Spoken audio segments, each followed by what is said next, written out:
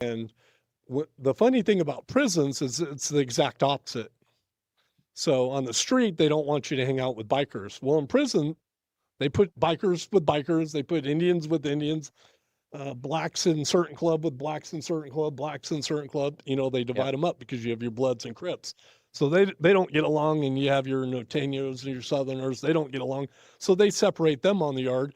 But pretty much everyone's separated according to the group you're in, and so it's not racist because that's how they keep the prison from, you know, going off all the time, right? Right. Lock up certain people, it's on. Yep.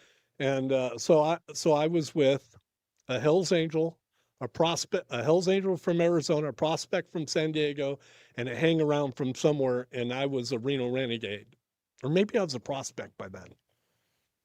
Yeah. It was close. So I do 7 months. I'm in with these guys, and my 7 months is up. Well, the funny part is when my 7 months is up, I get called into the administrator, and I'm trying to think what they're called, the guy who's actually in charge of me in the prison. He's the head guy, and he calls me in his office, and I'd never been in there the 7 months I've been in there.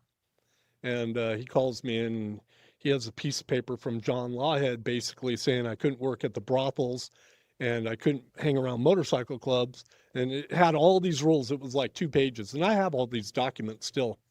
And he basically said I had to sign it before I got out of prison. And I look over at the guy and I go, I got violated. I go, I get that. I go, but I haven't done anything wrong sitting here in prison, right? And he goes, right. I go, so if I don't sign this, there's not much you could do about it. Yeah. I go, you can't make me sign this under duress of getting out. And he goes, that's true.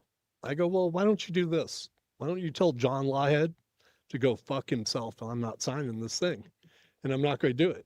And he looks at me and he goes, well, no one's ever said anything like that before. And I'm like, well, yeah, you know, I'm just not going to do something. You guys these are unlawful orders, and I'm not going to do it. It just doesn't seem right.